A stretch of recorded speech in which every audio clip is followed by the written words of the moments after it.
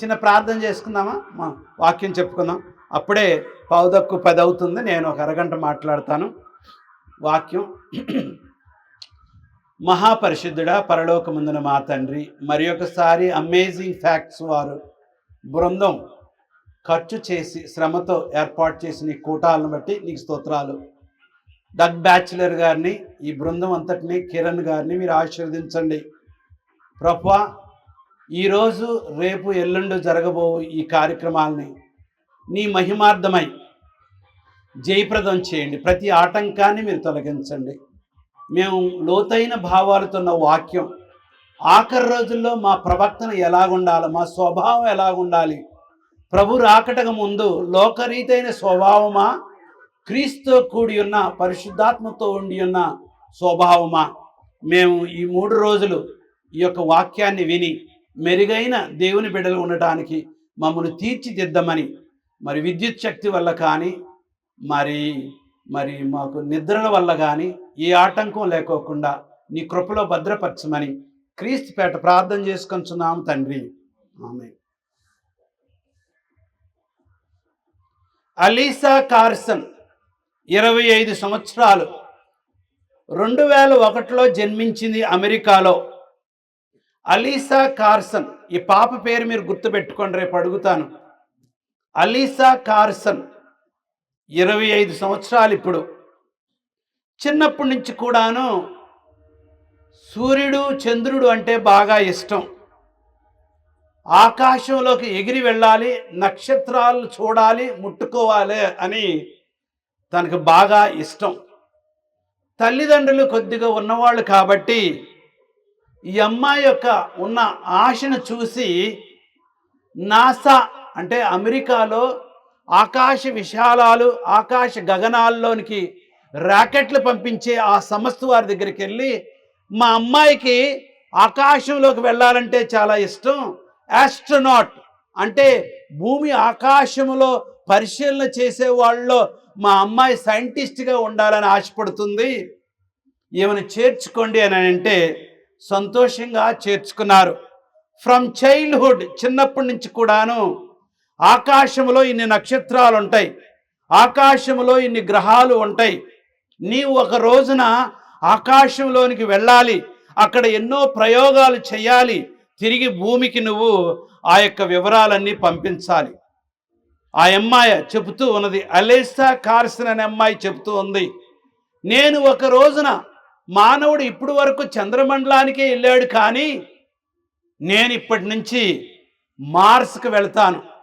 ఆ ఎర్ర గ్రహానికి, రెడ్ ప్లానెట్ ఎర్ర గ్రహానికి నేను వెళతాను, మార్స్కి. మార్స్ ఎంత దూరం ఉందంటే 225 మిలియన్లు మైళ్ళు దూరంలో ఉన్నది. 1 మిలియన్ అంటే 10 లక్షలు. 1 మిలియన్ అంటే 10 లక్షలు. 225 మిలియన్ మైళ్ళు దూరంలో ఉన్నది. రాకెట్ వేగంతో వెళ్ళినప్పుడు 9.5 నెలలు పట్టుదంట అక్కడికి వెళ్ళడానికి. అక్కడ నీళ్ళు ఉన్నాయో లేదో తెలియదు, ప్రాణవాయువు ఉందో లేదో తెలియదు, జీవులు ఉన్నాయో లేవో తెలియదు. ఈ అమ్మాయి మాత్రం, అలీసా కార్సన్, నేను ఖచ్చితంగా ఒక రోజున మార్స్కు వెళతాను, నేను వెళ్ళటమే కానీ తిరిగి రావడానికి రాకెట్ లేదు, నేను రానవసరం లేదు, నేను చూస్తాను, 1 వే ట్రిప్, వెళ్ళటమే కానీ నేను ప్రాణాలతో తిరిగి రాను. నాసా వారు, అమెరికా అంతరిక్ష మరి ప్రయోజకులు, శాస్త్రజ్ఞులు ప్రతిరోజు ఈ అమ్మాయికి ట్రైనింగ్ ఇస్తున్నారు. ఆ ట్రైనింగ్ ఏంటంటే నీళ్లలో ప్రాణవాయువు లేకుండా ఎట్లాగ బ్రతకాలి, భూమి ఆకర్షణ శక్తి లేకోకుండా గాల్లో తేలిపోకుండా ఉండటానికి బ్యాలెన్స్ ఎలా చేయాలి, నా శరీరం భోజనం లేకుండా ఒక చిన్న మాత్రతో 3 నెలలకు ఒక్కసారి చిన్న మాత్ర తీసుకొని శరీరం ఏమాత్రం ఆకలి కొనుక్కోకుండా ఉండడానికి ఏం చేయాలి, 2030వ సంవత్సరానికి అనగా ఇంకొక 4 సంవత్సరాలకి అలీసా కార్సన్ అనే యవనరాలు ఆకాశ గగనాల్లోకి విచిత్రమైన రాకెట్ మీద మార్స్కి వెళ్ళనై ఉన్నది. తల్లిదండ్రులు సంతోషపడుతున్నారు, అమెరికా శాస్త్రజ్ఞులు సంతోషపడుతున్నారు. ఎన్నోసార్లు ఆ అమ్మాయిని ఇంటర్వ్యూ చేశారు. అమ్మా, నీకు భయం లేదా? నీకు ప్రాణం ఉంటుందో లేదో, నువ్వు తిరిగి రావు కదా? నాకు ఏమీ లేదు, నాకు వెళ్ళాలని ఉన్నది. ఇంగ్లీష్ వారు ఏమంటున్నారంటే ఎక్స్ట్రీమ్ డెడికేషన్, సంపూర్ణ సమర్పణ. ఆ పనికి త్యాగం చేసుకుందంతే. 2030 సంవత్సరాన మార్చి నెలకి ఒక విచిత్రమైన ర్యాకెట్లో చంద్రమండలాలు దాటి మార్స్, ఆ ఎర్ర గ్రహానికి ఈ యొక్క ఎలిసా కార్సన్ వెళ్ళనై ఉంది. సంతోషంగా ఉంది. తోటి స్నేహితులందరికీ చెప్తూ ఉన్నది, నేను మార్స్కి వెళుతున్నాను. బ్రతకటం సావటం గురించి మాట్లాడట్లేదు, తనకున్న గురి గురించి ఎప్పుడు మాట్లాడుచున్నది. తను ఏ విధంగా ప్రవర్తించాలో, ఆ ర్యాకెట్లో ఏమేమి చూడాలో, ఒకవేళ ఫోన్ కనెక్ట్ అయినట్లయితే అక్కడికి ఖచ్చితంగా ఏమేమి మాట్లాడి చెప్పాలో అన్నీ కూడా సిద్ధపడుచు ఉన్నది. ఎలిసా కార్సన్ 25 సంవత్సరాల నుంచి, పుట్టినప్పటి నుంచి కూడాను ఆ ఉన్న కోరిక, ఆ ఉన్న దీక్ష, ఆ ఉన్న గురి 2030 సంవత్సరం ఇప్పుడు వస్తే బాగుండు, నేను వెళ్ళాలి, చూడాలి అని ఆతృతతో ఉన్నది. ఈ సాయంత్ర సమయమందు ఈ 3 రోజులు మనం మాట్లాడుకునేది ఏంటంటే, పరలోకం మనం వెళ్ళాలి అని అంటే అంత్యకాలంలో మనం జీవిస్తున్నాం కాబట్టి దేవుని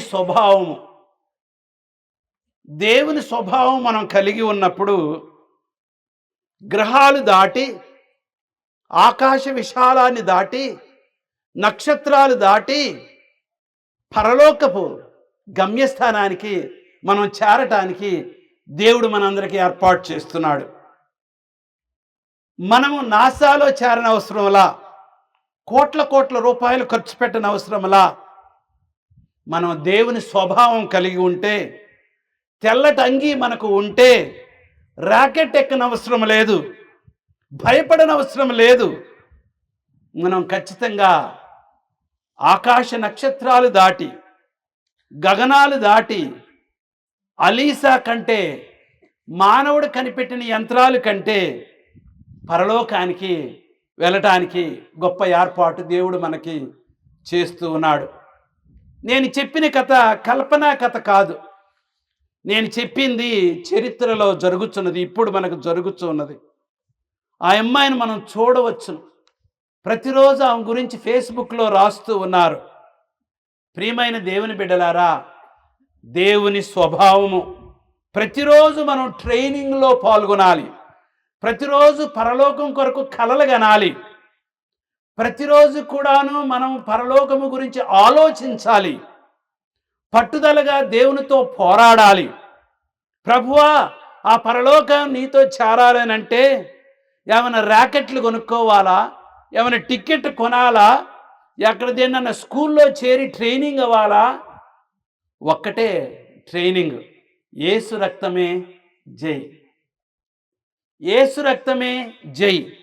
ఆయన్ను నమ్ముకున్న వాళ్ళు, ఆయన స్వభావం కలిగి ఉన్న వారు అందరికి కూడాను దేవుని యొక్క తెల్లని వస్త్రము దేవుడు ఇవ్వనై ఉన్నాడు. మైక్ ఎవరైనా పెట్టుకోండమ్మా, నేను వాక్యం చదవాలనుకొని. ఇక్కడ మైక్ ఒకటి ఉంది కదా. క్రొత్త నిబంధన గ్రంథ కాలంలో, పాత నిబంధన గ్రంథ కాలంలో పెళ్ళిళ్ళు వారం రోజులు జరిగాయి. గొప్పవారింట్లో నెల రోజులు జరిగేది పెళ్ళిళ్ళు.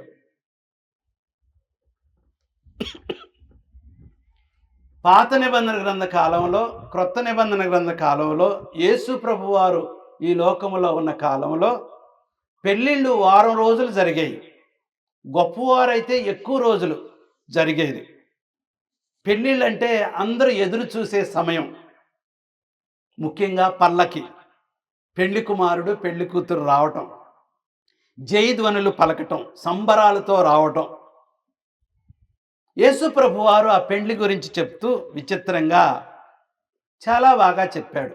ఆ రోజుల్లో పెళ్లి అలవాట్లు ఏంటంటే, పెద్దలు చూసిన తర్వాత పెళ్లి కుమారుడు వచ్చి పెళ్లి కుమార్తె ఇంటికి వచ్చి ఖచ్చితంగా పెళ్లి కుమారుడు పెద్దలతో వచ్చి తల్లిదండ్రులతో వచ్చి ప్రదానం చేయబడుతుంది.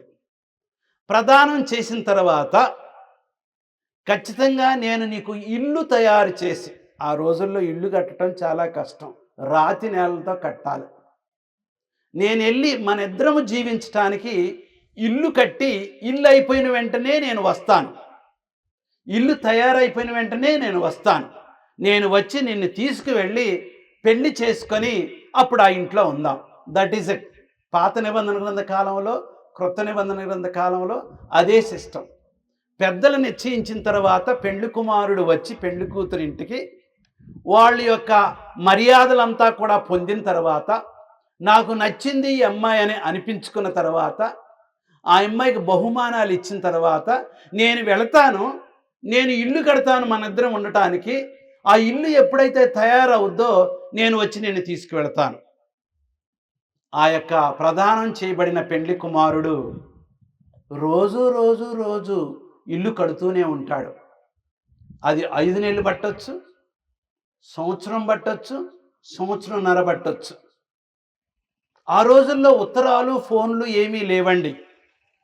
పెళ్లి కుమారుడు 3 నెలలకు వస్తాడు, 4 నెలలకు వస్తాడు, 5 నెలలకు వస్తాడో, సంవత్సరానికి వస్తాడో, నేను మాత్రం పెళ్లి కుమారుడి దగ్గరికి ఎప్పుడు వెళ్ళాలా, ఎప్పుడు ఇల్లు రెడీ అవుతుంది, నేను ఎప్పుడు నన్ను చేసుకోవడానికి ఎప్పుడు వస్తాడని పెళ్లి కుమార్తె ఎప్పుడు కూడాను ఎదురు చూస్తూ ఉంటుంది. ఒక రోజున పెళ్లి పిలుపు వచ్చింది. యేసు ప్రభు వారు ఉపమానంలో చెప్పారు, మత్తయి సువార్త 25లో 10 మంది పెళ్లి కుమారుడు వస్తాడు కాబట్టి, ఆ పెళ్లి కుమారుడు వచ్చినప్పుడు పెళ్లిలోనికి వెళ్ళడానికి అందరూ కూడాను ఊరు బయట నుంచి గౌరవంగా తీసుకురావడానికి, పెళ్లి కుమారుని తీసుకురావడానికి పల్లకీలో మొయ్యడానికి సాకల వారును, తర్వాత లైట్లు పట్టుకోవడానికి కొంతమందిని, తర్వాత సంబరాలు పాటలు పాడడానికి కొంతమందిని ఏర్పాటు చేసుకున్నారు. 10 మంది అందమైన కన్యకల్ని ఏర్పాటు చేసుకున్న తర్వాత మనందరికి కూడాను బైబిల్లో తెలుసు వాళ్ళకి ఎలాగ డ్యాన్స్ వేయాలి, ఎలాగ పాటలు పాడాలి, ఎలాగ దీపాన్ని తిప్పి అందంగా చూపించాలి. 10 మంది వాళ్ళకి కావలసిన జీతం ఇచ్చారు, ట్రైనింగ్ ఇచ్చారు, దీపాలు ఇచ్చారు. కానీ మీరు ఎప్పుడైనా రెడీగా ఉండాలని చెప్పారు. ఒకరోజు అయింది. ఆ రోజుల్లో రైలు ప్రయాణాలు లేవు, బస్సులు ప్రయాణాలు లేవు, విమాన ప్రయాణాలు లేవు. ఆ రోజుల్లో ఎక్కువగా కాలినడకన నేను మాధవరం నుంచి కొండూరు మా అక్క పెళ్ళికి రాత్రంతా నడిచాను. నడిచి నడిచి నడిచి నడిచి నడిచి మాధవరం నుంచి పెద్దాపురం వస్తుంది. పెద్దాపురం నుంచి నడిచి నడిచి నడిచి నడిచి నడిచి నడిచి నడిచి నడిచి జయంతి వస్తుంది. జయంతి నుంచి నడిచి నడిచి నడిచి నడిచి నడిచి నడిచి నడిచి అమ్మ వేర్లపాడు వస్తుంది. వేర్లపాడు తర్వాత చిన్న వాగు వస్తుంది, ఏమంటారు, అక్కడ చలం జిమ్మి మంచినీళ్ళు తాగి కాసేపు కూర్చొని మళ్ళీ నడిచి నడిచి నడిచి నడిచి నడిస్తే ఈ తుమ్మ చెట్లు ఊరు వస్తుంది. ఆ తుమ్మ చెట్లు ఊరు దాటిన తర్వాత కొండూరు దగ్గరలో పడుతుంది అన్నమాట. 7 గంటలకు బయలుదేరాము. సాయంత్రం భోంచేసి అక్కడ అన్ని సంబరాలంతా అయిపోయిన తర్వాత రాత్రంతా 5 గంటలకు వచ్చాం. నడవటం. పెళ్లి కుమారుడు ఆలస్యం అయింది. ఈ నాజూగ్గా తయారైన 10 మంది నిద్రపోయారు, బాధ్యత మర్చిపోయారు. వాళ్ళలో సిద్ధపాటు అనేది సీరియస్గా మనసారా వాళ్ళు సిద్ధపాటు తీసుకోలేదు. జీతాలు తీసుకున్నారు, ట్రైనింగ్ పొందారు, ఏ విధంగా చేయాలో వాళ్ళందరికీ తెలుసు. కానీ పెళ్లి కుమారుడు వచ్చేటప్పుడు కరెక్ట్గా రెడీగా ఉండాలన్న సంగతి మర్చిపోయారు. మధ్యరాత్రి వేళ సరిగ్గా ఆ మేళాలు వినపడినప్పుడు, ఆ రోజుల్లో చీకటి కాబట్టి ఎక్కువగా వీధి దీపాలు లేవు కాబట్టి, ఈ 10 మంది కన్యకలే అందం కాబట్టి వాళ్లే మార్గం చూపించాలి కాబట్టి పెళ్లి కూతురు ఇంటికి, పెళ్లి సంబరాలు ఇంటికి ఖచ్చితంగా దీపాలు వెలగటం మానేశాయి. నూనె లేదు, పరిశుద్ధాత్మ లేదు, పవిత్రత లేదు, దేవుని సద్గుణం వారిలో లేదు, భయము భక్తి వారిలో లేదు, శ్రద్ధ విద్య బుద్ధి వారిలో లేదు. 10 మందిలో 50% మాత్రమే పెండిలోకి వెళ్ళినట్లుగా, మిగిలిన వారు క్రైస్తవులైనప్పటికీ, పెండ్లి వస్త్రం ధరించినప్పటికీ వారిలో పరిశుద్ధాత్మ లేదు కాబట్టి, సిద్ధపాటు లేదు కాబట్టి, వాళ్ళ గుణవంతులు కాదు కాబట్టి, మీరెవరో నాకు తెలియదని తలుపు వేసేశారు. ఇంకెవరు కూడాను తీయలేదు. వాళ్ళు దుఃఖముతో వెళ్ళినట్లుగా బైబిల్లో మనం చూస్తూ ఉన్నాము. యేసు ప్రభువారు మత్తయి సువార్త లేకపోతే సువార్తల్లో ఆఖరి భాగంలో సిద్ధపాటు గురించి, పెండ్లి కుమారుడు రాకడ గురించి ఈ వాక్యాన్ని ఇంత వివరంగా చెప్పాడు. ఆ రోజుల్లో అలవాటు ప్రకారం పెండ్లి కుమారుడు ఎప్పుడు వస్తాడో తెలియదు, ఆయన ఎప్పుడు ఇల్లు కట్టడం పూర్తవుద్దో తెలియదు. పెండ్లి కుమార్తె ఎప్పుడూ కూడాను ఎదురు చూస్తూ ఉండాల, ఆశతో చూస్తూ ఉండాల. ఎలాంటి పెండ్లి కుమారుడిని నేను చేసుకోబోతున్నాను, నేను పెండ్లి కుమారుడి ఇంటికి ఎప్పుడు వెళతానని ఆతృతతో పెండ్లి కుమార్తె ఎప్పుడు కూడాను వేచి ఉండాలి. ఎప్పుడు వస్తారో, ఏమి సంభవిస్తుందో తెలియదు. ప్రియమైన దేవుని బిడ్డలారా, యేసుక్రీస్తు వారు వచ్చి మన ప్రధాన యాజకుడిగా మనకని ఆయనకి ప్రధానమైనట్లుగా వివాహానికి సిద్ధపడమని ప్రభువు చెప్పి ఉన్నారు. కాకపోతే నవీన కాలంలో మనందరము కూడాను నోవహో వలె మనుషులు తినుచు త్రాగుచు పెళ్లికిచ్చుకొనుచు పెళ్లి చేసుకొనుచు వారి వారి పనుల్లో, వారి వారి సంపాదనలో, వారి వారి జీవితంలో సుఖభోగాల్లో నిమగ్నులై ఉండగా, ఈ యొక్క 3 రోజులు కూడాను మనం నేర్చుకునేది దేవుని స్వభావము, సిద్ధపాటు ఏ విధంగా కలిగి ఉండాలి. ఆఖరి దినాల్లో జీవించే దేవుని బిడ్డలందరూ కూడాను they must be serious minded. అత్యంత శ్రద్ధతో దేవుని రాకడ కొరకు ఎదురు చూడాలి. పరిశుద్ధమైన జీవితం అనేది వాళ్ళు తప్పకుండా ఆకట్టుకోవాలి. పరిశుద్ధంగా జీవించకుండా మురికిగా జీవించినట్లయితే ఏమాత్రము కూడాను వాళ్ళు పరలోకానికి మరి అర్హత లేదు. World is polluted. ఈ భూమి అంతా కూడాను చాలా మురికిగా ఉండి ఉన్నది. దేవుడు పరిశుద్ధమైన జీవితుల కొరకు ఎదురు చూస్తున్నాడు. ఎండ్ టైం ప్రొఫెసీ, ఈ సంఘములో దేవుడు మనకిచ్చిన ఈ యొక్క అమూల్యమైన వాక్యాన్ని బట్టి, ప్రవచనాలు వాక్యాన్ని బట్టి దేవుడు మనందరికి కూడాను ప్రవచనాల ద్వారా చెబుతున్నాడు. దానియేలు గ్రంథము, ప్రకటన గ్రంథము, ఈ గ్రంథాల ద్వారా మనకు నేర్పిస్తున్నాడు. ప్రభువు వచ్చే సూచనలన్నీ కూడాను నెరవేరి ఉన్నవి. భూకంపాలు వచ్చి ఉన్నవి, యుద్ధాలు జరుగుతూ ఉన్నవి, రకరకాలైన వ్యాధులు వస్తూ ఉన్నవి. మానవుడు మనసులంతా కూడాను గజిబిజిగా ఉన్నది. నీతి నిజాయితీ సంపూర్ణంగా తగ్గిపోయి ఉన్నది. మానవుడు ఆరోగ్య సూత్రాలు మర్చిపోయి ఉన్నాడు. జీవిత విధానం మురికిగా ఉన్నది. ఎవరికి ఇష్టానుసారంగా వాళ్ళు జీవిస్తూ ఉన్నారు. మనందరము కూడాను దేవుని తరపున రాయబారులుగా ఉండాలని, ఆయన జీవితం మనం కూడా జీవించాలని దేవుడు కోరుచూ ఉన్నాడు. లోకాసు వార్త 16వ అధ్యాయం వాక్యం ఎవరైనా చదవండి. లోకాసు వార్త 16వ అధ్యాయం 10 నుంచి 12 వరకు ఎవరైనా చదవగలరా? 10 నుంచి 12 వరకు లోకాసు వార్త డాక్టర్ లూక్ గారు రాసిన. మిక్కిలి కొంచెములో ఎలాగుండాలమ్మా? నమ్మకముగా ఉండేవారు. దేంట్లో? కొంచెములో, మిక్కిలి కొంచెములో. ప్రథమైనది ఈరోజు మనం నేర్చుకునేది ఏంటంటే, అక్క చెల్లెళ్ళారా, అన్నదమ్ముళ్ళారా, మనం ప్రభు రాకడకు ఉన్నప్పుడు పెద్ద పెద్ద విషయాలు మనం సాధించిన అవసరంలా, గొప్ప గొప్ప విషయాల్లో మన పేరు ప్రతిష్ఠ చేయని అవసరంలా, మనం చేయవలసిందంతా కూడాను చిన్ని మిక్కిలి విషయాల్లో నమ్మకంగా ఉండాలని దేవుడు కోరుచున్నాడు. ఎప్పుడు కూడాను మనకి ఇచ్చిన పనుల్లో నమ్మకముగా చేయటం, ఎప్పుడు కూడాను మనం మనస్సాక్షి కలిగి ఉండటము, ఎప్పుడు కూడాను ప్రార్థన పరులై జీవించటము, ఎప్పుడు కూడాను మనం దేవుని తరపున రాయబారులుగా ఉన్నాం కాబట్టి నలుగురు మన గమనిస్తున్నారని, మనం దేవుని తరపున ఉన్నామని, మనమే జీవిస్తున్న సువార్తమని తెలుసుకోవడానికి మనం ప్రయత్నిస్తూ ఉండాలి. చిన్న విషయాల్లో నమ్మకముగా ఉండుట చాలా ప్రాముఖ్యం.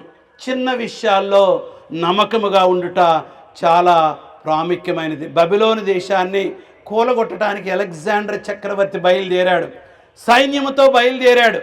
ఈ రాత్రి మనం ప్రయాణం చేసి వచ్చాం కాబట్టి ఈ రాత్రి మీరందరూ రెస్ట్ తీసుకోండి, రేపు బబిలోను పట్టణాన్ని మనం స్వతంత్రించుకుందామని అలెగ్జాండర్ చక్రవర్తి చెప్పి అందరూ కూడా సిపాయిలు నిద్రపోతూ ఉంటే ఒక సిపాయిని మాత్రము ఆయన కాపలా పెట్టాడు. ఆ సిపాయి పనిచేస్తున్నాడే లేదని మధ్యరాత్రి వేళ అలెగ్జాండర్ లేచి ఆయన చూడటానికి వస్తే ఆ కాపలా కాసేవాడు కూడాను నిద్రపోతున్నాడు. మరుసటి రోజున ఆయన్ని పిలిచాడనమాట. నీ పేరేంటి? అలెగ్జాండర్. నా పేరుకేదయ్యా? నీ పేరేంటి? అలెగ్జాండర్. నీ పేరు చెప్పవయ్యా? అలెగ్జాండర్. నీ పేరు అలెగ్జాండరా? నువ్వు రాత్రి కాపలా కాసే బదులు నువ్వేం చేస్తున్నావు? నిద్రపోతున్నావు. నీ పేరన్న మార్చుకో, లేకపోతే సైన్యం నుంచి తొలగిపో. క్రైస్తవులు అనబడిన మనము నమ్మకంగా జీవిస్తూ ఉన్నామా? ప్రతి విషయంలో మనం నమ్మకస్తం కనపడుచు ఉన్నదా? దేవుడు చిన్న విషయాల్లో నమ్మకంగా ఉన్నట్లయితే యెహోవా దేవుడు ప్రతి విషయంలో మన నమ్మకస్తులుగా చేసి ఆశీర్వదించి మనందరిని కూడాను ధనికులుగా కాదు కానీ నమ్మకస్తులుగా బలానమ్మకమైన మంచి దాసుడా అన్న దాంట్లో మన పెట్టి ఆశీర్వదించనై ఉన్నాడు. మత్తయి సువార్త 25వ అధ్యాయంలో 10 మంది కన్యకల గురించి బోధించిన తర్వాత ఒక్కొక్కరికి ఎన్ని తలాంతులు ఉన్నాయి, ఒక ఆయనకి 1 తలాంతు ఉన్నది, ఒక ఆయనకి 5 తలాంతులు ఉన్నాయి అని చెప్పిన తర్వాత బద్ధకస్తుడైన 1 తలాంతు గల్లవాడు దాన్ని పాతి పెట్టి ఏమాత్రము కూడాను దాన్ని ఉపయోగించలేదు. దేవుడు నీకు ఇచ్చిన ఆరోగ్యము, నీకు ఇచ్చిన పలుకుబడి, నీకు ఇచ్చిన తలాంతులు, నీకు ఇచ్చిన మరి విద్య జ్ఞానము అంతా కూడాను దేవుని వల్ల కలిగింది కాబట్టి ఆ తలాంతులు ప్రభు మహిమ కొరకు వాడాలని దేవుడు నిన్ను కోరుచు ఉన్నాడు. ఎవరైనా సరే ఆదికాండం 39వ అధ్యాయము 9వ వచనము, 39వ అధ్యాయం ఆదికాండము 9వ వచనం ఎవరైనా చదవగలరా? ఆదికాండము 39:9. నీవు అతని భార్య అయినందున నిన్ను తప్ప మరి దేనిని నాకు అప్పగిప్ప ఉండలేదు. కాబట్టి నేను ఎట్లు ఇంత ఘోరమైన దుష్కార్యమును చేసి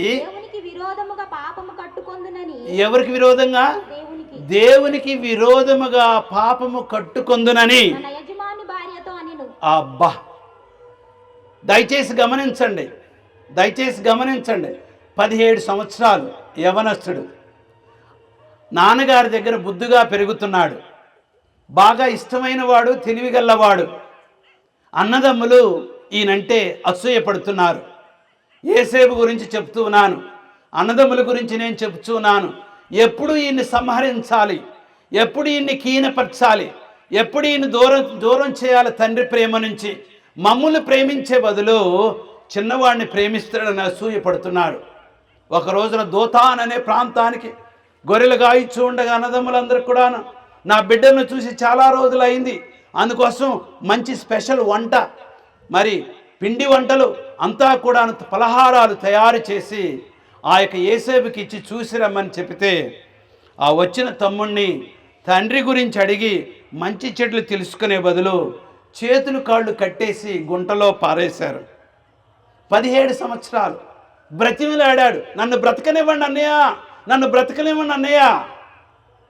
చంపాలని ప్రయత్నిస్తూ ఉండగా రూబేన్ అందరికంటే పెద్దవాడు ఏమన్నాడంటే, అయ్యా ఇష్మాయేలీలు వస్తున్నారు. ఇష్మాయేలీలు అంటే ఐజక్, ఇసాకు, ఇష్మాయేల్, వాళ్ళ సంతానం వారు వస్తున్నారు, వాళ్ళు వ్యాపారస్తులు. ఈయన్ని మనం తమ్ముణ్ణి చంపే బదులు అమ్మేసామనుకోండి, రక్తం చిందించిన శాపం మన మీద ఉండకుండా ఉంటుంది. అందుకోసం అమ్మేద్దాం. అమ్మేశారు. ఐగుప్తు దేశానికి వెళ్ళాడు. యోసేపుకి మాత్రం ఏమీ అర్థం అవట్లా. నేను ఎప్పుడూ భక్తిపరుణ్ణే, ఎప్పుడు దేవుడికి నమ్మకంగా ఉన్నాను, ఎప్పుడూ అన్యాయం చేయలేదు, నాకెందుకు ఇన్ని కష్టాలు? దేవుని వదిలిపెట్టలేదు. చిన్న విషయాల్లో నమ్మకంగా ఉన్నవారికి యెహోవా దేవుడు వారి తరపున ఉంటాడు. బైబిల్ వాక్యములో 14 సార్లు ఏమని రాయబడి ఉన్నదంటే 14 అధ్యాయాలు ఒకే మనిషి గురించి రాయబడి ఉన్నది. అన్నిటికంటే పొడవైన కథ యోసేపు చరిత్ర. ఆయన పొతీఫర్ ఇంట్లో వెళ్ళాడు, నమ్మకంగా పనిచేశాడు. వాక్యం రాయబడింది ఏంటంటే ఆయన ముట్టిందంతా కూడాను ఆ ఇంట్లో వర్ధిల్లెను, ఆయన ముట్టిందంతా కూడాను వర్ధిల్లెను. దేవుడు ఆయనకి తోడుగా ఉండెను, ఆయన ముట్టిందంతా కూడాను వర్ధిల్లెను. ప్రియమైన దేవుని బిడ్డలారా, నువ్వు దేవుడు సేవకుడువా, సేవకురాలువా? దేవుని సాక్షిగా జీవిస్తావా? నువ్వు ముట్టింది వర్ధిల్లుతున్నదా? నువ్వెవరికైనా ప్రార్థన చేసినట్లయితే ఆ ప్రార్థనకు జవాబు దొరుకుతుందా? నీ విశ్వాసం బలంగా ఉన్నదా? చిన్న విషయాల్లో నువ్వు నమ్మకంగా ఉన్నప్పుడు, ఆయన మనస్తత్వం, ఆయన స్వభావం మనం కలిగి ఉన్నప్పుడు మన జీవితాలు ఫలిస్తాయి. తప్పకుండా దేవుడు మన మొరను ఆలకిస్తాడు. యోసేపు ఆ బానిసత్వంలో ఉండగా శోధన పెట్టి ఉన్నారు. పొతీఫర్ భార్య ద్వారా ఈ రోజుల్లో పాపంలో పెట్టాలనంటే, యవనస్తుడిని మోసం చేయాలనంటే, కుటుంబాలను పాడు చేయాలనంటే సాతానుడు తీసుకొచ్చేది ఏంటంటే శరీర వాంఛలు, శరీర సుఖాలు. ఒక స్త్రీ కాదు, ఇద్దరు ముగ్గురు స్త్రీలు, ఒక పురుషుడు కాదు, ఇద్దరు ముగ్గురు పురుషులు. అన్యాయం, పాపం పెరుగుతూ ఉన్నది. అందుకోసమే మనందరము కూడాను నోవహు దినముల వలె శరీరక సుఖాల కోసం చూస్తూ ఉన్నారు. అలాంటి స్వభావం మనం కలిగి ఉన్నట్లయితే దేవుని ఆత్మ మనలో ఉండదు. అలాంటి స్వభావం మనలో ఉన్నట్లయితే దేవుని తీర్పులో మనం కీడులో కనపడతాం. ప్రియమైన వారులారా, అయితే యోసేపు నేను ఇంత ఘోరమైన పాపము యెహోవాకు వ్యతిరేకంగా చేసి నేను ఏ విధంగా చేయగలనని ఆ శోధన దగ్గర నుంచి పరారైపోయాడు. ఆ యొక్క బాధలో నుంచి పరారైపోయాడు. నాకేమన్నా జరగని, నా దేవుడు నాకు తోడుగా ఉన్నాడు. నేను ఇంత నమ్మకంగా ఉన్నా కానీ, ఇంత బానిసగా ఉన్నా కానీ, దేవుడు నన్ను ఎంత ఆశీర్వదించినా కానీ సాతాను నన్ను వదిలిపెట్టలేదని ఆయన చికాగ్గా ఉండి పారిపోయాడు అక్కడి నుంచి. నీ దగ్గరకు పాపం వచ్చినప్పుడు, నీ దగ్గరకు శోధన వచ్చినప్పుడు, నీ కొరకు నీ దగ్గరికి లోకము అలంకరణగా ఏదో రూపంలో నిన్ను మోసం చేయాలని ప్రయత్నిస్తున్నప్పుడు, పరిశుద్ధాత్మదేవా నా మనసును ఒక్కసారి గెలకండి, నా మనసును మీరు ముట్టండి, స్పందించండి. అప్పుడు నేను మెలకువగా ఉండి మేల్కొని పాపం దూరంగా ఉండి పాపము నుంచి పారిపోతాను. యోసేపు అక్కడి నుంచి పారిపోయాడు. చిన్న విషయాల్లో నమ్మకంగా ఉండటం. ఆయన ఆ యొక్క వ్యభిచారం చేసినట్లయితే పొతీఫర్ గారు భార్య మన్నన పొంది, ఎంతో డబ్బులు పొంది, ఎంతో సుఖంగా జీవించేవాడేమో, కానీ ఆయన కుటుంబాన్ని రక్షించేవాడు కాదు. ఆ కలల భావాలు తెలిసేవాడు కాదు. ఆ రాజుగారు, ఫరోగా రాజుగారి ముందు నిలబడే అవకాశం దొరికేది కాదు. ప్రియమైన దేవుని బిడ్డలారా, మనం నమ్మకంగా ఉన్నప్పుడు బానిసత్వము నుంచి ఖైదీగా వెళతాము. ఖైదీ నుంచి మనం ప్రధానమంత్రులు అవుతాము. ఎవరున్నారు మన తరపున? జీవము గల దేవుడు మన తరపున ఉన్నప్పుడు, చిన్న విషయాల్లో మనం నమ్మకంగా ఉన్నప్పుడు, దేవుని స్వభావం మనం కలిగి ఉన్నప్పుడు. యోసేపు పాపము నుంచి పారిపోయాడు, దేవుని దగ్గరికి వెళ్ళాడు. పాపము నుంచి పారిపోయాడు, ప్రధానమంత్రి అయ్యాడు. పాపము నుంచి పారిపోయాడు, తాత్కాలికంగా సాతాను చేతిలో కొంత శ్రమలు పడ్డాడు, ఏడ్చాడు, దుఃఖపడ్డాడు, హింస చేయబడ్డాడు. కానీ ఆఖరికి ప్రధానమంత్రి అయి కూర్చొని ఉన్నప్పుడు ఆ యొక్క అన్నదమ్ములు వచ్చి ఆయనకు సాష్టాంగ నమస్కారం చేసి, మేము కరువులో ఉన్నాము, మాకు భోజనం లేదని చెప్పినప్పుడు, నేను మీ తమ్ముణ్ణి, నేను మీకు కీడి చేయను, మీరు నాకు చంపాలని ప్రయత్నించినా నేను దేవుని స్థానంలో ఉన్నానా? లేదు, నేను మిమ్మల్ని క్షమిస్తున్నాను, మీ కుటుంబాలను నేను పోషిస్తాను, ఈ కరువు నుంచి బయటకు వచ్చే వరకు నేను మీకు తోడుగా ఉంటానని చెప్పినాడు. చిన్న యవనస్తుడు, బలమైన నిర్ణయం. చిన్న యవనస్తుడు తల్లిదండ్రులు చూపించిన ఆ పునాది పవిత్రమైన వాక్యాలు. చిన్న వయసులో ఉన్న 17 సంవత్సరాలు ఉన్న ఆ యొక్క యోసేపు దాదాపు 7 సంవత్సరాలు ఆ యొక్క ఐగుప్తులో ఇబ్బందులు పడ్డాడు. ప్రియమైన దేవుని బిడ్డలారా, నిన్ను ఒక రోజున ప్రధానమంత్రిగా పరలోకములో దేవుడు కుడిపార్శ్వాన కూర్చొని తోటి పరిపాలకుడిగా చేయడానికి సిద్ధంగా ఉన్నాడు. ఇప్పుడైతే సాతానుడికి మనం స్వస్తి చెప్పి, సాతానుడి దగ్గర నుంచి మనం పారిపోయి లోకములోనికి మనం వెళ్ళకోకుండా దేవుని సన్నిధిలోకి ప్రతిరోజు వెళ్ళడానికి దేవుడు ప్రయత్నిస్తూ ఉన్నాడు. యేసు ప్రభువారు ఒకసారి దేవాలయంలో కూర్చున్నాడు. మత్తయి సువార్త 12వ అధ్యాయం 41వ వచనం. ఒక రోజున దేవాలయంలో కూర్చొని ఉన్నాడు. అందరూ యూదులందరూ కూడాను నన్ను గురించి గొప్పగా చెప్పుకోవాలి, నేను తెల్ల వస్త్రాలు ధరిస్తాను, నేను ఊరిలో నాకు పెద్ద పేరుంది అని అందరూ కూడాను. ఆ రోజుల్లో కాగితాలు కాదు కాబట్టి, నాణ్యాలు కాబట్టి, ఒక తర్వాత ఒకటి 10 నిమిషాలు 5 నిమిషాలు వారి కానుకలన్నీ కూడాను ఆ పెట్టెలో వేస్తూ ఉన్నారు. అందరూ కూడాను అమ్మో అమ్మో అమ్మో ఈయన ఇస్తున్నాడు, అమ్మో ఇంత దాతృత, ఇంత మంచివాడు అని అందరూ చెప్పుకొంచు ఉన్నప్పుడు ఆఖరగా ఒక పేద విధవరాలు, ఎవరండి? విధవరాలు, ఎలాంటి సపోర్టు లేదు, ఎలాంటి సహాయము లేదు, దిక్కులేని మనిషి. ఎవరు? పేద విధవరాలు. ఆఖరగా వచ్చింది. నేను కూడాను దేవుడికి ఇవ్వాలని ఆమెకు ఆశ పుట్టింది. నాకు ఒక నేను పాస్ట్గా ఉన్నప్పుడు న్యూస్వీడ్లో చిన్న అనుభవం జరిగింది. మా ఆవిడ ఇంగ్లీషు భూగోళ శాస్త్రం బోధిస్తుంది. చాలామంది విద్యార్థులు ఆమె కింద. వేసవికాల సెలవుల్లో ఆమె వాళ్ళ అమ్మను చూడటానికి వెళ్ళింది. పిల్లల్ని తీసుకొని నేను వెళ్ళలేకపోయాను. సరిగ్గా ఆ టైంలో మా ఆవిడకి ఒక మంచి ఫ్రెండ్కి పెళ్ళి అవుతుంది. ఆమె హిందూరాలు. ఆ పెళ్ళి తెల్లవారుజాము 4 గంటలకు అవుతుంది.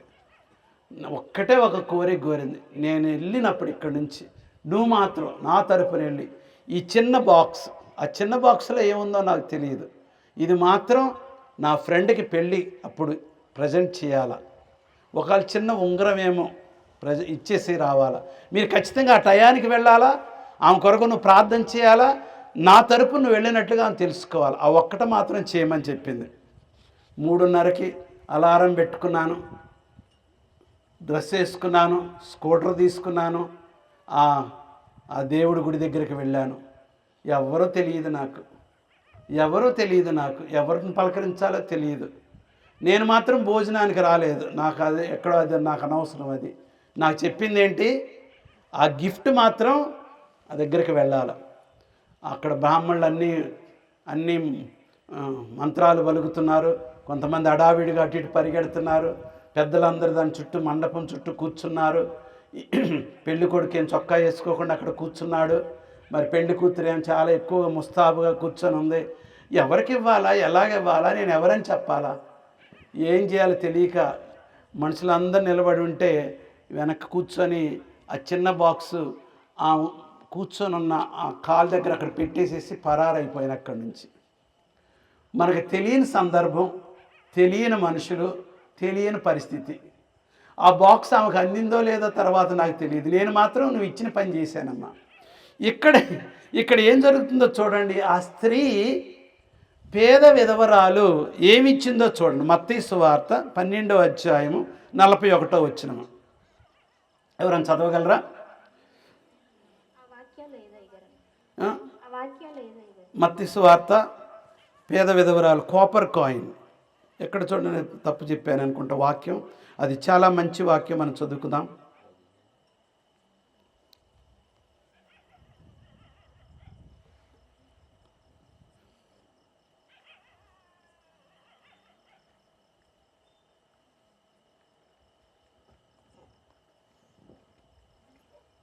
వాక్యం దొరకలేదు మనకి, చూద్దాం.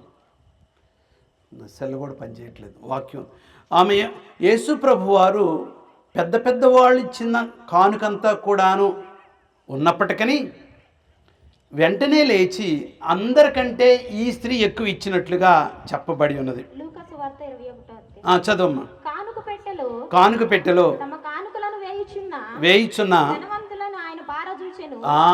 చూడు, ఎవరు వేస్తున్నారు? ధనవంతులు వేస్తున్నారు. అదంతా కూడాను యేసు ప్రభు గమనిస్తూ ఉన్నాడు. అది 2 మాటలు ఉపయోగించాలి. విధవరాలు, ఏ సహాయం లేదు. తర్వాత ఆమె పేదరాలు. Okay, very good. ఓకే, ఏం చేసింది? ఎవరు చూశారు?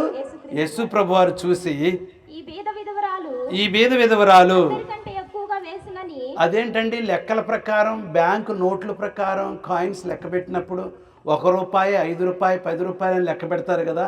ఈ పేద విధవరాలు అందరికంటే ఎక్కువ వేసిందని యేసు ప్రభు వారు లేచి అందరి మధ్యన ప్రకటించారు. చదువమ్మా. ఈ బీద విధవరాలు అందరికంటే ఎక్కువ వేసినని మీతో నిజంగా చెప్పుచున్నాను. సరిపోద్దమ్మా, థ్యాంక్ యూ. వాక్యం తీస్తున్నందుకు నీకు చాలా వందనాలు. యేసు ప్రభు వారు ఎందుకు చిన్న పనుల్ని బాగా పట్టుదలగా చూశారు? ఆయన చూసేది ఎంత ఇచ్చింది కాదు, కానీ ఏ హృదయముతో నువ్వు ఇచ్చి ఉన్నావనేది. మనము ఆఖరి రోజుల్లో జీవిస్తున్నప్పుడు మనకి ఎంత ఉన్నదనేది కాదు, ఎంత ఇస్తున్నామనేది కాదు. పేదవారికి మనం సహాయం చేసినప్పుడు, నలుగురికి వాక్యం పంచాలని చెప్పినప్పుడు, నలుగురికి సిగ్గుపడకుండా సాక్ష్యం చెప్పినప్పుడు నువ్వు కూడాను దేవుని స్వభావము కలిగి ఉంటావు.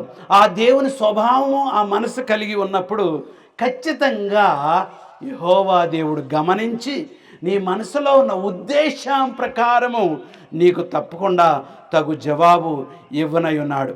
1 కొరింథీ 10:31 నువ్వు ఏ పని చేసినప్పటికీ దేవుని మహిమార్థమై చేయాలి. ఏ పని చేసినప్పటికీ 1 కొరింథీ 10:31 ఏ పని చేసినప్పటికీ దేవుని మహిమార్థమై చేయాలని. చదువమ్మా. కాబట్టి మీరు భోజనము చేసినను పానము చేసినను ఏమి చేసినను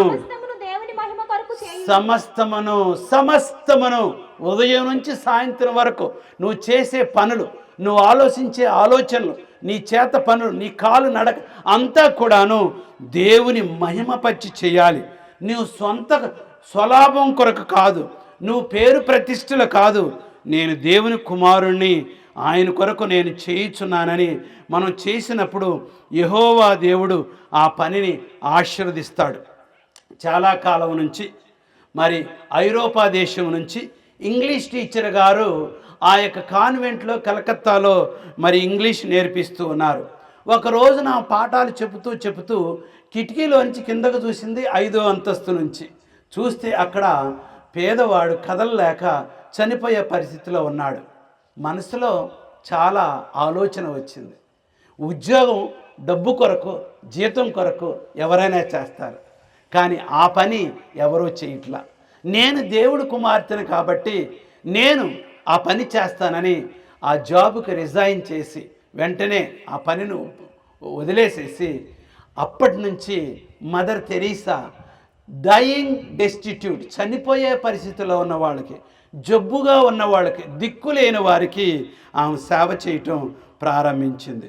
ఎవరైతే మనము ఆ యొక్క చిన్నవాళ్ళకి, అల్పమైన వారికి, దిక్కులేని వారికి, మత్తయి సువార్త 25:40 ఎవరైతే ఈ దిక్కులేని వారికి చేస్తారో నాకు చేసినట్లే, వాక్యం చదవండి 25:40 యేసు ప్రభు వారు ఆయన ఏమని చెప్తున్నాడో, అందుకు రాజు మిక్కిలి అల్పులైన ఈ నా సహోదరులలో అతనికి మీరు చేసితిరి గనుక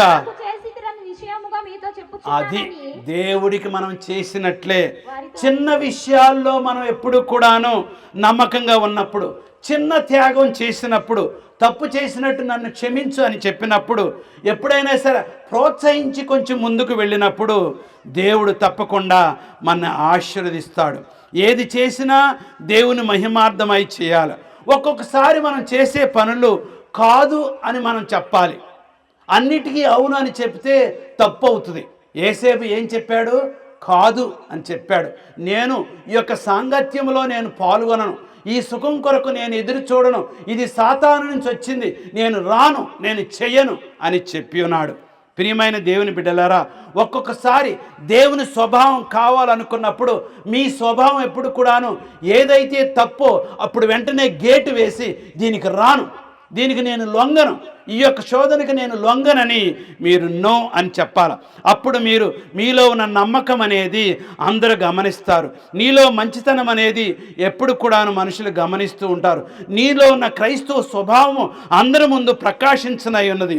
అప్పుడు దేవుడు నీలో ఉన్నాడని ప్రతివారు కూడాను తెలుసుకుంటారు. చిన్న చిన్న విషయాల్లో నమ్మకంగా ఉండటం, చిన్న విషయాల్లో దేవుడికి ఎప్పుడు కూడాను విశ్వాసాన్ని వ్యక్తపరచడం. Our work is never wasted. ఈ చిన్న పనే కదా నేను చేసింది, కానీ మన పని ఎప్పుడు కూడాను వ్యర్థంగా ఉండదు. మనుషులు గమనించకపోవచ్చును, మన యజమానుడు గమనించకపోవచ్చును, మన ఇంటిలో ఉన్నవాళ్ళు గమనించకపోవచ్చును, కానీ పరలోకములో ప్రతి తలంపు, ప్రతి ఉద్దేశము, ప్రతి కార్యము జాగ్రత్తగా రాసి భద్రపరిచినాడు. వారి పనులు తప్పున వారికి జీతము దేవుడు అప్పగించడానికి సిద్ధంగా ఉన్నారు. కొంతమంది మంచి పని చేయడానికి ప్రయత్నిస్తారు, చిన్న శోధన వస్తే దే విల్ నాట్ ఎండ్యూర్, దాన్ని ఓపికగా తట్టుకోలేరు. ఇది నాకెందుకులని వదిలేస్తారు. అంత చిన్న విశ్వాసము నీకుంటే ఎలాగా?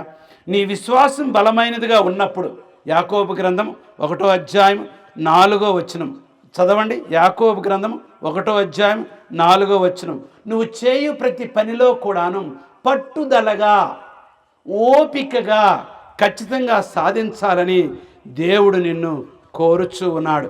దేవుడు నిన్ను కోరుచూ ఉన్నాడు. ప్రియమైన దేవుని బిడ్డలారా, ఈరోజు మనందరము కూడాను చిన్న విషయాల్లో నమ్మకంగా ఉన్నప్పుడు దేవుడు మన ఎంత గొప్పగా ఆశీర్వదిస్తాడు. ఒకసారి మనం 1వ దినవృత్తాంతములు 4వ అధ్యాయం, ఈ యొక్క వచనం నాకు చాలా ఇష్టం.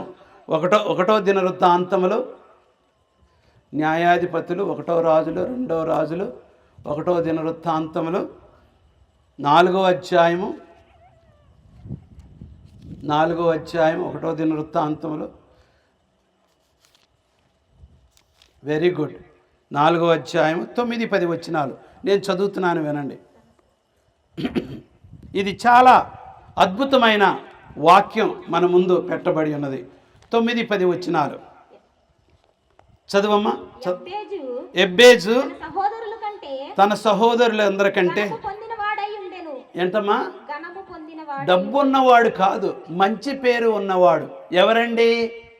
ఎబ్బేస్. అన్నదమ్ములు మొత్తం 9 వాళ్ళు. 9లో చిన్నవాడు ఎవరు? ఎబ్బేస్. మిగిలిన 3 అన్నదమ్ములు పెద్ద పెద్ద పేరు ఉన్నవాళ్ళు. వాళ్ళు ఏమంటారు?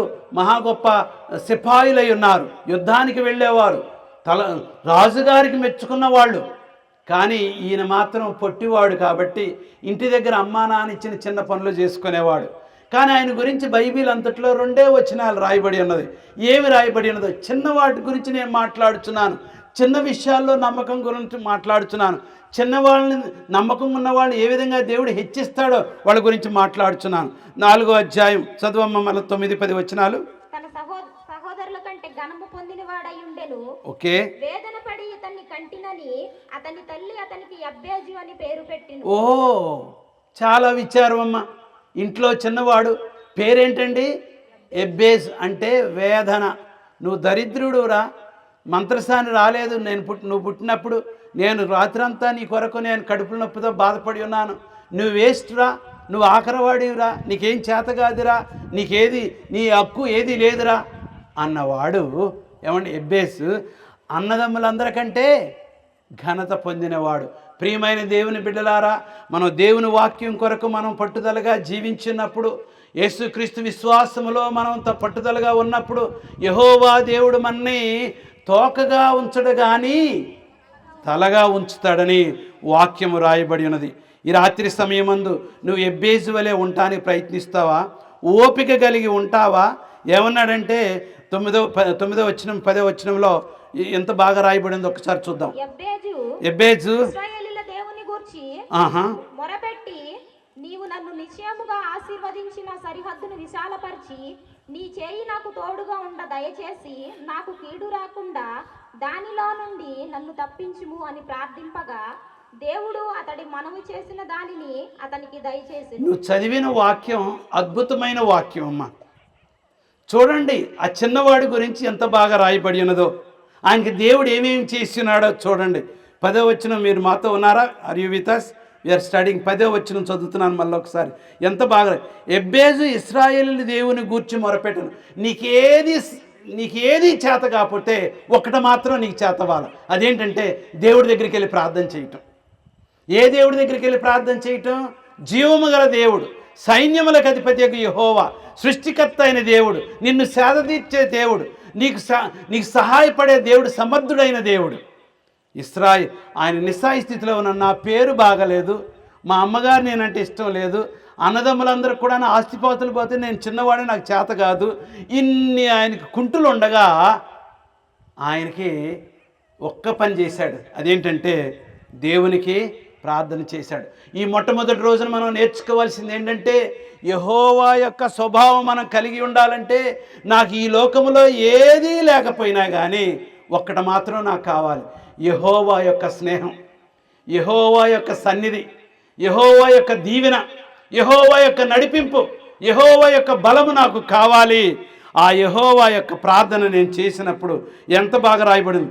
ఎబ్బేజు ఇశ్రాయేలు దేవుని గురించి మొరపెట్టి నీవు నన్ను నిశ్చయముగా ఆశీర్వదించిన ఎడల, ఈ రాత్రి సమయమందు మనందరం కూడాను ఒక్కొక్కడు మన గృహాలు వదిలిపెట్టి ప్రార్థన సన్నిధికి వచ్చాము. ఎందుకనంటే ఆయన దగ్గర ఆశీర్వాదాలు కావాలి కాబట్టి, మన పశువులు పంటలు మనకు కలిసి రావాలి కాబట్టి, మన బిడ్డలు మనకు కలిసి రావాలి కాబట్టి, మన సమస్యలు పరిష్కరించాలి కాబట్టి, ప్రియమైన దేవుని బిడ్డలారా మనకు ఆరోగ్యం కావాలి కాబట్టి, మనశ్శాంతి మనకు కావాలి కాబట్టి మనందరం కూడాను పరలోకానికి ప్రయాణంలో ఉన్నాము. ఆ యొక్క పరలోకము చేరాలనుకున్నట్లయితే ఆ దేవుని స్వభావము మనం పొందాలని దేవుడు కోరుచున్నాడు. దేవుడు మొరపెట్టి నీవు నన్ను నిశ్చయముగా ఆశీర్వదించిన ఎడల, నన్ను విశాలపరిచి నా తోడుగా ఉన్న ఎడల, కీడు నుండి నన్ను తప్పించిన ఎడల, ఎంత బాగా ప్రార్థన చేశాడు. ఈ రాత్రి సమయమందు ప్రియమైన బిడ్డలారా, నీవును దేవుని సన్నిధిలో బలమైన కుమారుడు కుమార్తెగా ఉండాలని కోరుకొనుచున్నావా? ఆఖరిగా నేను చిన్న విషయాల గురించే మీకు చెప్పినాను. యేసు ప్రభువారు ఏం చేశారో నేను ఇంకొక చిన్న విషయం చెప్పి ముగిస్తాను. దయచేసి నాతో రండి. యోహాను సువార్త 20వ అధ్యాయము. మీది క్రొత్త వచ్చిన మీకు తెలిసి ఉండదు, మీరు గమనించి ఉండరు. నేను నీ వాక్యం మీరు నేర్చుకొని వెళ్ళాలని చెప్తున్నాను. 20వ అధ్యాయం 7వ వచనం ఎవరు చదువుతారు? నారబట్టలు పడి ఉండుటయు, చదువమ్మా. నారబట్టలు పడి ఉండుటయు, ఆయన తల రూమాలు నారబట్టల యొద్ద ఉండగా వేరుగా ఒక చోట చుట్టి పెట్టి ఉండుటయు చూశాను. సరిపోదు, మీరు అన్నీ ఒకేసారి చదివితే మింగలేను. ఈ ఒక్క వచ్చిన చాలమ్మా. యేసు ప్రభువారు 3వ రోజు ఆదివారం ఉదయాన్నే పునరుద్ధానుడై లేచాడు. ఆయన ఏ పని చేసినా కానీ చాలా అర్థపూర్వకంగా చేస్తాడు. 20వ అధ్యాయం 7వ వచనములో ఆయన మీద కప్పిన వస్త్రం ప్రక్కన ఉన్నది. అది తలకు కట్టిన రుమాలు, జోబు రుమాలు ఏంటంటే తలకు కట్టిన జోబు రుమాలు మాత్రము ఆయన ఏం చేశాడు? చక్కగా మడతపెట్టి, ఆయన చక్కగా చుట్టబెట్టి మడతపెట్టి ఫోల్డెడ్ అండ్ కెప్ట్. ఎందుకు అలా చేశాడు? చిన్న పనులే నేను అంటున్నాను, దేవుని స్వభావం గురించి మాట్లాడుతున్నాను. ఎందుకు అది చేశాడు? ఆ రోజుల్లో అలవాటు ఏంటి? దేవుడు చేసిన పని ఏంటి? ఏమ్మా? లేచి ఉన్నానని తెలియచేయటం. ఓకే, జయించాడు, మరణాన్ని నుంచి లేచాడని చెప్పటం. ఓకే. ఆ రోజుల్లో, ఈ రోజుల్లో కూడాను నువ్వు పెద్ద హోటల్కి వెళ్ళావనుకోండి, అమెరికా దేశంలో ఎక్కడన్నా పెద్ద హోటల్ భోజనానికి వెళ్ళావనుకోండి, 5 స్టార్ హోటల్ అంటే చాలా పెద్ద హోటల్, భోజనం ఇంత పెడతారు కానీ దానికి అన్ని సౌకర్యాలు, డబ్బు కూడా అంతే. ఎప్పుడన్నా నువ్వు పెద్ద హోటల్స్కి వెళ్తే వెళ్ళిన వెంటనే ఆ టేబుల్ మీద ఆయన వచ్చి కుర్చీ లాగుతాడు. ఆ కుర్చీ లాగినప్పుడు కుర్చీలో కూర్చోవాలా. తర్వాత ఆయనే ఈ జోబు రుమాలు, అక్కడున్న రుమాలు తీసి నీ టైకి నీ బట్టలకి ఏం అంటుకోకుండా ఆయన ఇట్లా పెడతాడు. ఎందుకో? నువ్వు స్పూన్తో భోంచేసినప్పుడు ఏమి, ఒకవేళ నువ్వు భోంచేస్తూ ఉన్నప్పుడు టాయిలెట్కి వెళ్ళాలనుకో, లేకపోతే ఎవరితో ఫోన్తో అర్జెంటుగా మాట్లాడాలనుకో, దీంతో వెళ్ళే బదులు అది తీసి అక్కడ పడేస్తారు. పడేస్తే అర్థం ఏంటంటే నా పని ఇంకా అవలా, మరలా వస్తాను. అక్కడ పడేస్తే నాకు ఇంకా పని ఉంది, నేను వచ్చి మళ్ళీ తింటాను, తీయొద్దు ఈ ప్లేట్లు ఏమి, నేను ఇంకా భోంచేయాలి. ఆయన మరలా వచ్చి భోంచేసి పూర్తిగా అయిపోయిన తర్వాత, ఇప్పుడు నేను తృప్తి పడ్డాను, థ్యాంక్ యూ నాకు వడ్డించినందుకు, ఇప్పుడు నువ్వు తీసేసేయచ్చు అంతా కూడాను, నా పని మరలా నేను మరలా వస్తాను అని ఈసారి రావడానికి ఆయన అక్కడ జోబు రుమాలు మడత పెట్టి వెళ్ళాడు. అంటే అర్థం ఏంటంటే ప్రభువారు రెండవసారి వస్తారు. ఆయన పని ఇంకా పూర్తి అవ్వలేదు. ఆయన ఇంకా గడ్డం, ఆ రోజుల్లో ఉన్న గడ్డం తుడుచుకోలేదు. ఇంకా ఆయన భోంచేయటం పూర్తి అవ్వలేదు. నేను మరలా వచ్చి మీతో భోంచేస్తానని చెప్పాడు ఆయన. ఆ జోబు రుమాలు ఆ విధంగా పెట్టడం ద్వారా దాని అర్థం ఏంటంటే నా పని ఇప్పుడు మీకు గొర్రె పిల్లవలి నా యొక్క రక్తం మీ కొరకు చిందించున్నాను, మరణించున్నాను, మిమ్మల్ని ఇంకా పరలోక రాజ్యం చేసే వరకు నా పని అవ్వలేదు కాబట్టి ఆ జోబు రుమాలు అట్లా ఉన్నవ్వండి. దేవుడు ఏ కార్యం చేసినా కానీ ప్రత్యేకంగా ఆలోచనతో మన అర్థం చేసుకోవడానికి ఆయన చేస్తున్నాడు. మరలా వచనం చదువుతున్నాను వినండి. యోహాను సువార్త 20వ అధ్యాయము 7వ వచనము. నారబట్టలు పడియుండుటయు ఆయన తల రుమాలు నారబట్టల యొద్ద ఉండక వేరుగా ఒక చోట చుట్టపెట్టి ఉండెను. మడత పెట్టుకోకుండా చుట్టపెట్టి ఉండెను. ఎందుకంటే ఆయన ఇంకా తుడుచుకోవాలి, ఆయన ఇంకా అవ్వలేదు. ఆయన మనందరం కూడాను పరలోక పొరిమేరలో భోంచేసేంత వరకు ఆయన ఇంకా ఆగుతున్నాడు. చుట్టపెట్టి అక్కడ పడవేశాడు. ఇంకా పని ఉంది, ఆయన మరలా వస్తాడు. ఈ రాత్రి సమయమందు దేవుని ప్రియబిడ్డలారా, దేవుని యొక్క వాక్యము నుండి మనం నేర్చుకునేది ఏంటంటే, ఆఖరి దినాల్లో ఆయన స్వభావం లేకుండా మనం ఏమీ కూడాను చేయలేము. నీవు కూడాను ఆ స్వభావము కలిగి ఉండాలని దేవుడు నిన్నును నన్నును కోరుచు ఉన్నాడు. దేవుని స్వభావం కలిగి ఉండాలనంటే ఆత్మస్వరూపి అయి జీవించాలి. శరీరం యొక్క వాంఛలు త్రొక్కి పెట్టాలి. దేవుని స్వభావం కావాలనంటే పరిశుద్ధత కొరకు వెతకాలి.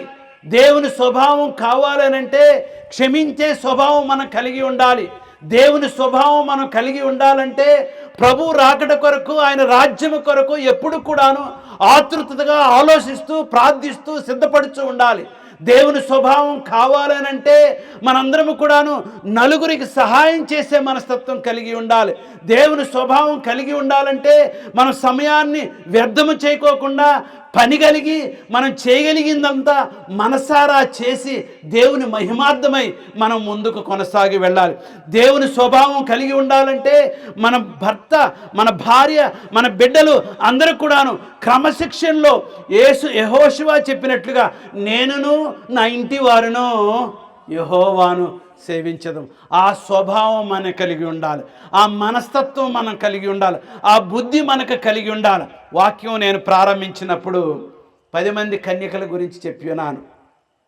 వాళ్ళు అప్పుడు వరకు ఇది మామూలేలే, ఏం జరగదులే, నేను కూడా ట్రైనింగ్ పొందానులే, నేను కూడాను పెళ్లివారి డ్రెస్సే వేసుకున్నానులే, నా దగ్గర కూడా దీపం ఉందలే అనుకున్నారు. కానీ దాంట్లో ఉండవలసిన అసలైన సిద్ధపాటు, దేవుని యొక్క స్వభావం వారిలో లేదు. అనుకోవచ్చు ఇక్కడ కూర్చున్న వాళ్ళు నేను క్రైస్తవుని కాబట్టి నాకు ఖచ్చితంగా పరలోకం ఖచ్చితం అనుకుంటారు.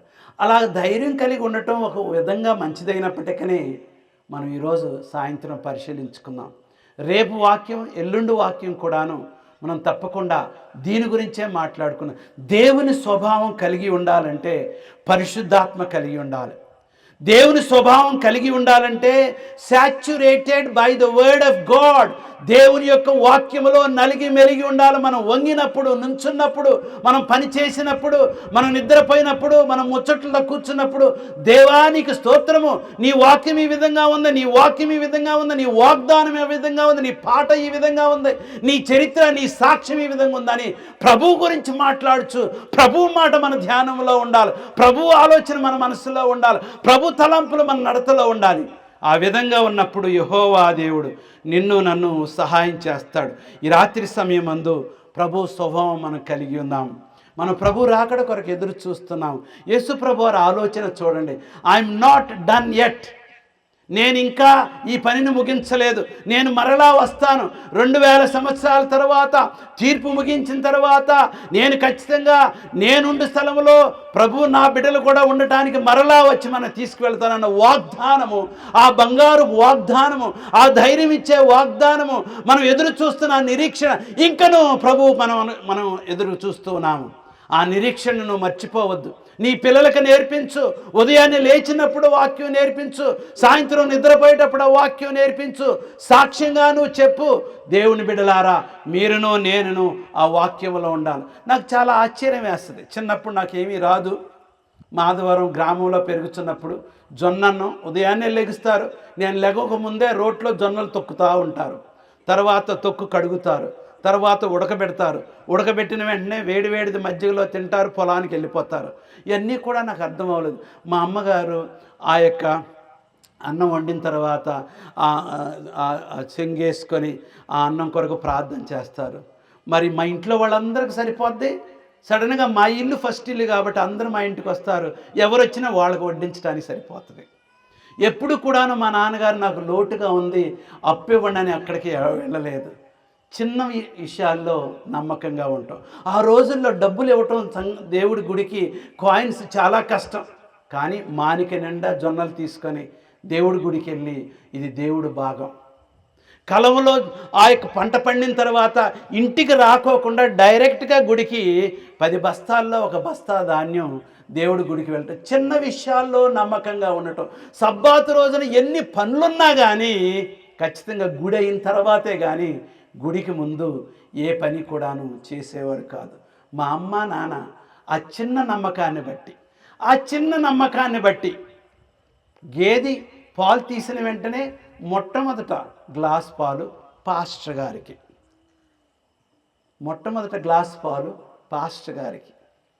దేవుడు ముందు, దైవభక్తుడు ముందు, దేవుని ప్రేమ ముందు. నీకు చదువు రాదు కానీ అందరికంటే ముందు గుళ్ళోకి వెళ్ళేది నువ్వు. ఆ దీవెన మనపై ఉండాలి. ఆ పరలోక వాతావరణం మనపై ఉండాలి. ఆ మనస్తత్వం మనలో ఉండాలి. ఆ విధంగా వెళుతూ ఉంటే మీ పిల్లలు చదువుతారా, మా దగ్గర ఎందుకు జీతాలు పెట్టలేదని రైతులు హేళనగా నవ్వినప్పుడు నేను ఆ ప్రక్కన నుంచొని చూశాను. ప్రియమైన దేవుని బిడ్డలారా, ఈ లోకము మనకి శాశ్వతమైనది కాదు. ఈ లోకము స్థిరమైనది కాదు. ఈ లోక సంపాదన మనకు ఏమాత్రము నిలవదు. ఏది కూడాను స్థిరమైనది కాదు. ఆయన దేవుడు మాత్రమే స్థిరమైన వాడు. ఆయన వాక్యం మాత్రమే స్థిరమైనది. పరలోకము తొందరలో రానయ్యున్నది. లోకములో జరుగుతున్న యుద్ధాల గురించి మీరు విన్నారా? లోకములో జరుగుతున్న కరువుల గురించి మీరు విన్నారా? లోకములో జరుగుతున్న అన్యాయాల గురించి మీరు విన్నారా? లోకములో జరుగుతున్న పాపం గురించి మీరు విన్నారా? లోకములో జరుగుతున్న ఎన్నో కష్టాల గురించి మీరు విన్నారా?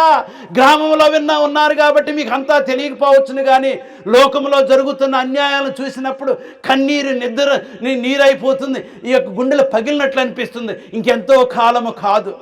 ఒక ప్రక్కన నూనె గురించి పోట్లాడుతున్నారు, ఒక ప్రక్కన వ్యాపారాల గురించి పోట్లాడుతున్నారు, ఒక ప్రక్కన కెమికల్ వార్ అంటే ఈ యొక్క కోవిడ్ లాగా మళ్ళొకసారి వచ్చేలాగా భయంలా ఉన్నది. ఎప్పుడు ఈ యొక్క డబ్బులు వ్యాపారాలన్నీ కూలిపోతాయో, బ్యాంకుల్లో డబ్బులన్నీ దొంగిలించడానికి ఈ కంప్యూటర్ల ద్వారా మనుషులు ఎన్నో కనిపెడుతున్నారు. ఏది స్థిరమైనది కాదు, ఏది మన గురి కాదు, ఏది మనకు సంతోషము ఆనందము తీసుకురాదు. దేవుని వాక్యము తప్ప, దేవుని స్థిరమైన వాగ్దానము తప్ప, దేవుని యందు నిరీక్షణ తప్ప, దేవుని పరలోకపు రెండవ రాకడ తప్ప మనం ఒకటే గమ్యము, పరలోక రాజ్యం వెళ్ళటం.